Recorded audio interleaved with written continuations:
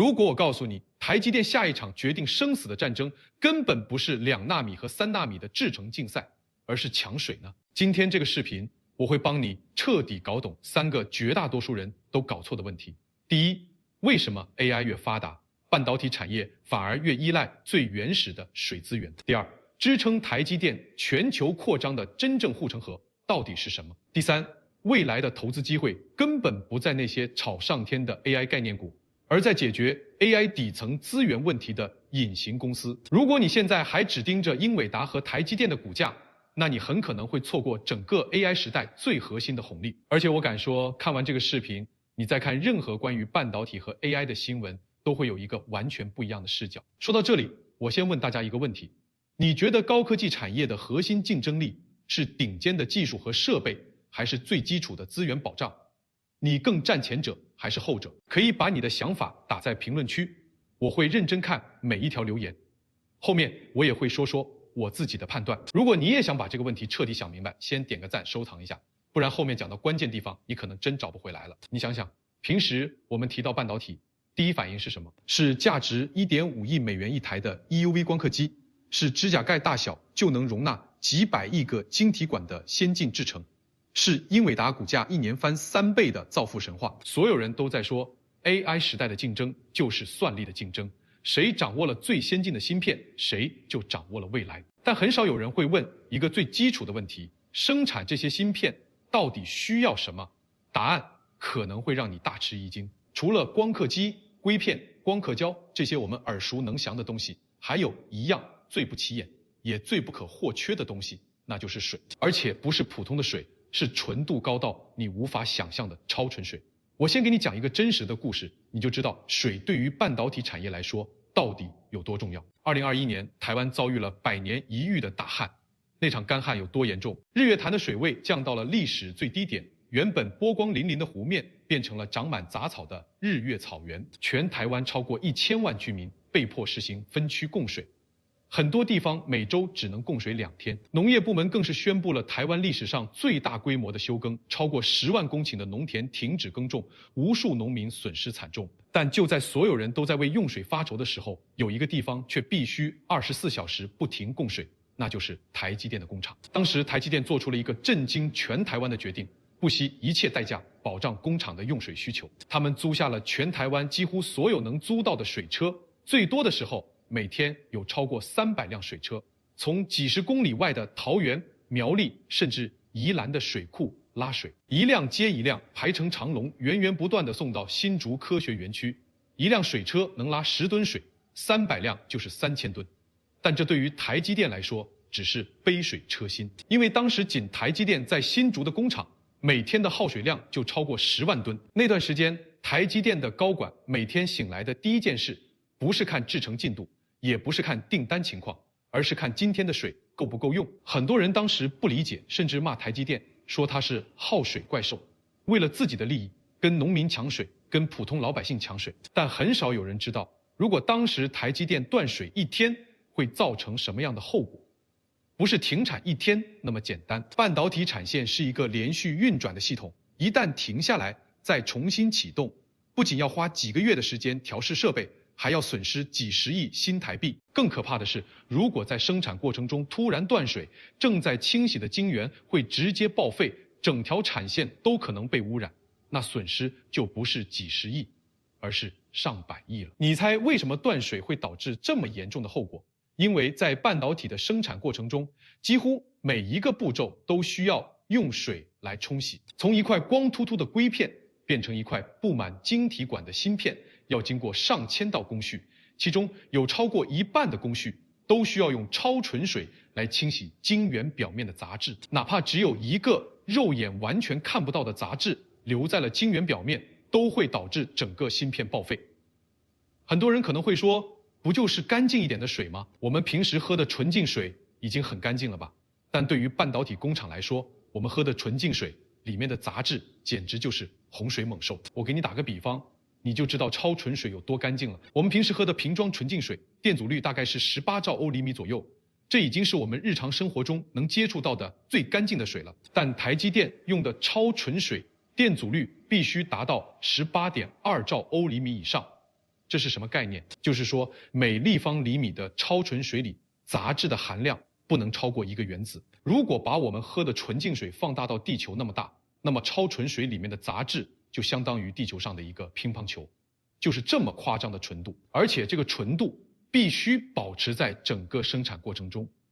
从晶圆切割到光刻到蚀刻到沉积，每一个步骤都要用超纯水反复冲洗。只要有1个步骤的水不达标，整个晶圆就废了。那你知道生产1片3纳米的晶圆需要用多少这样的超纯水吗？答案是大约2000吨。对，你没听错，2000吨水才能生产出1片300毫米直径的3纳米晶圆。而且制程越先进，对水的纯度要求越高，耗水量也越大。根据行业数据，2纳米制程的耗水量比3纳米还要高出30%以上。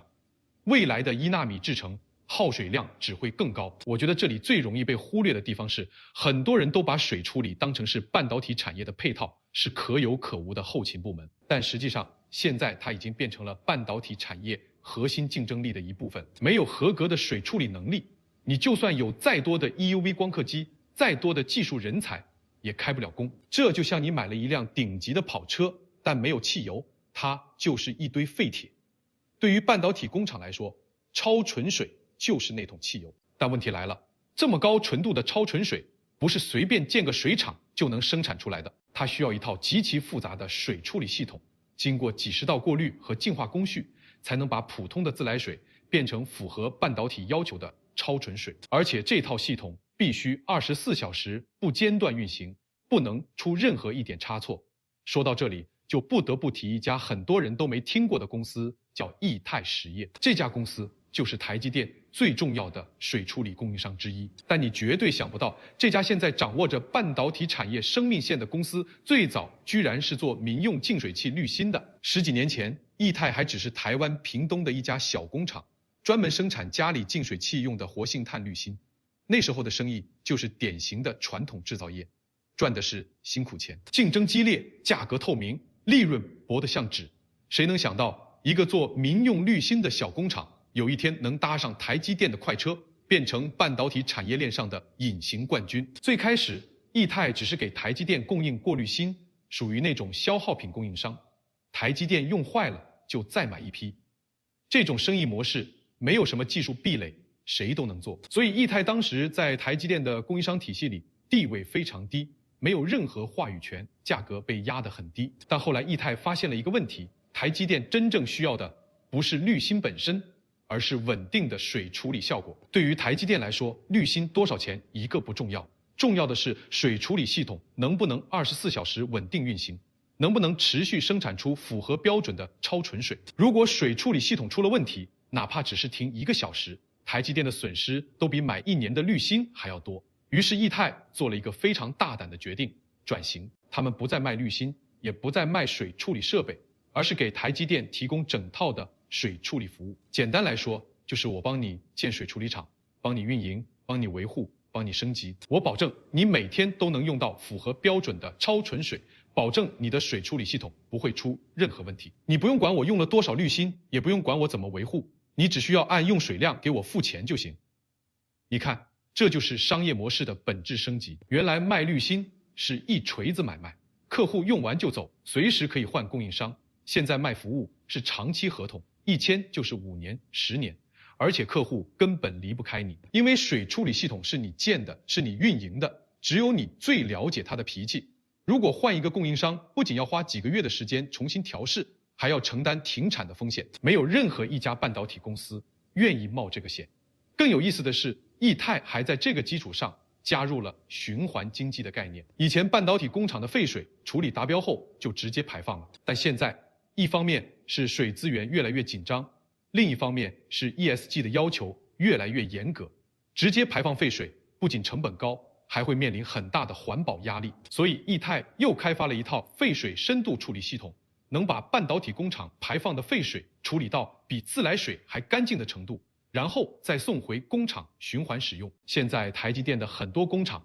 废水循环利用率已经超过了90%，也就是说10吨水进去，有9吨可以循环使用。这不仅解决了用水紧张的问题，还降低了用水成本，同时也满足了 ESG 的要求，一举三得。这还不是最厉害的，最厉害的是易泰通过和台积电的合作，把自己的技术标准变成了整个半导体行业的标准。现在不仅台积电用易泰的水处理服务，联电、力积电这些台湾的半导体公司也都成了易泰的客户，甚至很多国际半导体公司想要在台湾建厂，第一个找的水处理供应商就是易泰。你有没有发现一个很有意思的现象？屏东不是只有农业和渔业，传统的滤芯厂也能切入半导体供应链，变成高科技产业的核心供应商。很多人都觉得传统产业是夕阳产业，没有前途，但实际上，只要能找到正确的升级方向，传统产业也能变成朝阳产业。我第一次看到易泰的案例的时候，也觉得挺惊讶的。我以前一直以为半导体产业链上的公司都是那种搞高科技的，都是博士硕士扎堆的地方，没想到一个做滤芯的传统工厂也能在半导体产业链里占据这么重要的位置。但你知道吗？易泰的转型其实也是被台积电逼出来的。而台积电之所以会逼供应商转型，是因为它自己也面临着一个巨大的压力，那就是全球扩张带来的 ESG 挑战。很多人觉得 ESG 就是企业做公益，是公关作秀，是用来骗投资者的。我以前也这么觉得，但直到我研究了台积电的全球布局，我才发现 ESG 现在根本不是选择题，而是生存题。你做不好 ESG， 别说赚钱了，你连工厂都开不了。你知道台积电在美国亚利桑那州建厂遇到的最大问题是什么吗？不是找不到工人，不是设备运不过去，也不是成本太高，而是水。亚利桑那州是美国最干旱的州之一，年降水量还不到台湾的1/3，当地的科罗拉多河已经连续干旱了20多年，水位降到了历史最低点。当地的居民和农民本来就已经在为了抢水打得不可开交，现在突然来了一个每天要消耗几万吨水的半导体工厂，你说当地人能不抗议吗？从台积电宣布要在亚利桑那州建厂的那天起，当地的环保组织就一直在抗议。他们说，台积电的工厂会抽取大量的地下水，导致当地的地下水位进一步下降，影响居民的生活用水和农业灌溉。而且他们还担心半导体工厂排放的废水会污染当地的地下水，给当地居民的健康带来风险。美国的环保法规有多严格，不用我多说吧。如果台积电不能拿出一个让所有人都满意的水资源管理计划，不能证明自己的用水是可持续的，不能把废水的循环利用率提高到95%以上，别说建厂了，连开工许可都拿不到。同样的问题在台积电的日本熊本工厂和德国德累斯顿工厂也存在。日本熊本虽然水资源比较丰富，但日本的环保标准同样非常严格，而且日本的居民对工业污染的警惕性极高，只要有一点风吹草动，就会发起大规模的抗议。德国就更不用说了，德国的环保标准是全世界最严格的之一，对地下水和土壤的保护要求到了近乎苛刻的程度。除了当地政府和居民的压力，台积电还要面对来自国际大客户的 ESG 审查。现在像苹果、英伟达、高通这些公司都有非常严格的供应链 ESG 要求，他们要求自己的所有供应商必须在2030年之前实现碳中和。如果台积电达不到这个要求，苹果就可能把一部分订单转给三星。你想想，这对台积电来说意味着什么？所以现在台积电不管去哪里建厂，都必须带着自己的整个供应链一起去，尤其是水处理、废气处理、能源管理这些绿色制造的供应商，因为当地根本没有能满足他要求的供应商。这也就是为什么易泰现在也跟着台积电去了美国、去了日本、去了德国。你先记住这个点，后面它会突然变得很关键。讲到这里，如果你发现自己已经开始重新想这个问题了，那就顺手点个赞，说明你已经抓到重点了。那你有没有发现，台积电的护城河其实已经悄悄变了？以前我们说台积电的护城河是它的先进制程，是它能造出别人造不出来的2纳米、3纳米芯片，是它几十年积累下来的制造经验，是它和 ASML、苹果、英伟达之间的深度绑定。但现在你会发现，这个护城河其实是可以被复制的，只要有足够的钱、足够的时间，三星、英特尔迟早也能追上来。三星现在已经在量产3纳米芯片了，英特尔的4纳米制程也已经量产了。虽然他们的良率和台积电还有差距，但这个差距正在慢慢缩小。但有一样东西是别人永远复制不了的，那就是台湾整个半导体产业的绿色制造生态系。你想想，台积电要建一个新的先进制程工厂，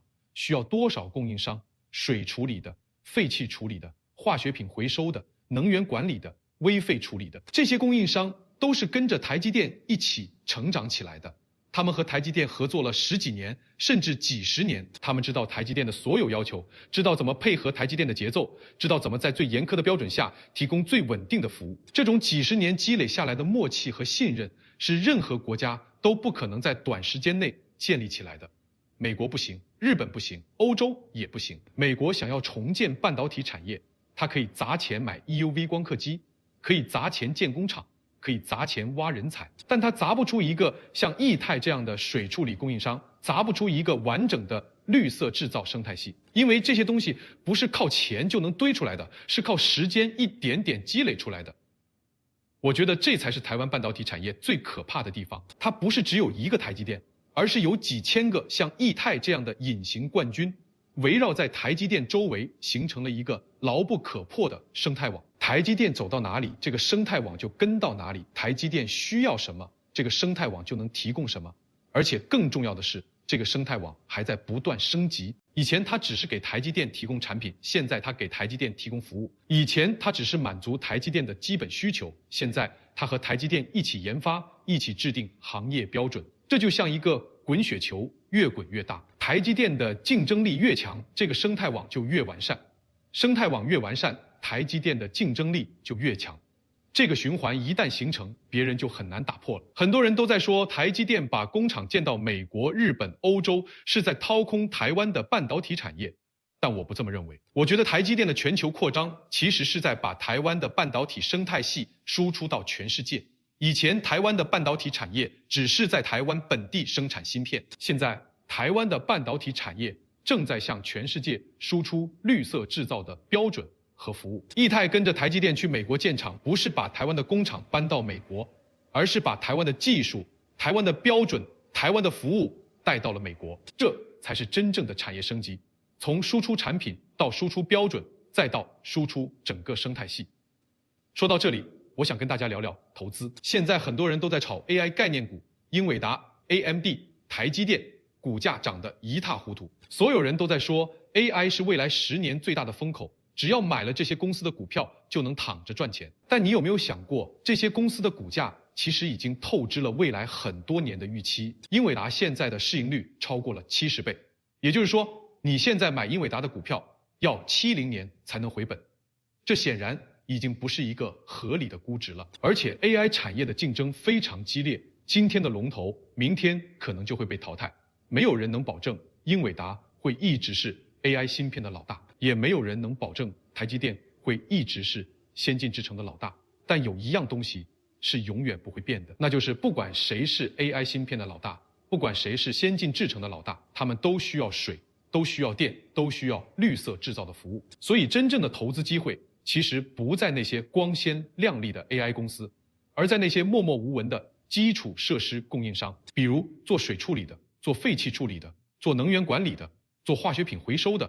这些公司虽然没有 AI 那么吸引眼球，但他们是 AI 产业的基石，没有他们 AI 就是空中楼阁。而且这些公司的护城河其实比很多 AI 公司都要深，因为他们的客户粘性极高，一旦进入供应链就很难被替换。就像液态，它已经和台积电绑定了10几年，没有任何一家公司能轻易把它从台积电的供应链里踢出去。这就是我常说的降维打击式的投资视角。当所有人都在看第一层盯着 AI 芯片和 GPU 的时候，你已经看到了第5层，看到了支撑整个 AI 产业运转的底层资源。你猜为什么大多数人都发现不了这些机会？因为大多数人都只看得到表面的东西，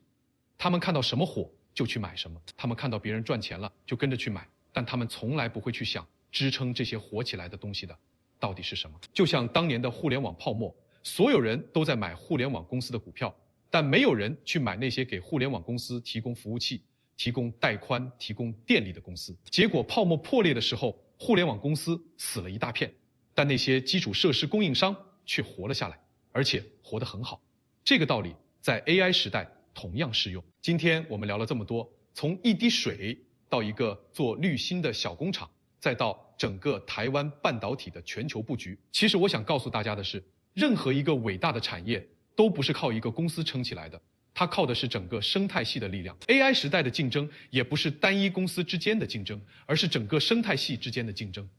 以前我们说，谁掌握了算力，谁就掌握了未来。但现在你会发现，谁掌握了支撑算力的资源，谁才真正掌握了未来。水是这样，电也是这样。未来的竞争不会是芯片和芯片之间的竞争，而是资源和生态系之间的竞争。谁能建立起最完善的绿色制造生态系，谁能最有效地利用资源，谁就能在未来的竞争中胜出。台湾半导体产业的上半场靠的是先进制程，下半场靠的就是绿色制造的生态系，这才是台湾半导体真正的无可替代的护城河。如果你喜欢这种深入产业背后的分析，想看到更多别人看不到的角度，那就订阅我的频道。后面我还会继续拆解半导体和 AI 产业里的那些隐形冠军和底层逻辑。最后跟大家说一下，今天的内容只是我的个人观点和信息分享，不构成任何投资建议。所有的投资都有风险，大家在做任何决策之前，一定要自己做足功课，或者咨询专业的投资顾问。请大家结合自己的实际情况，理性判断。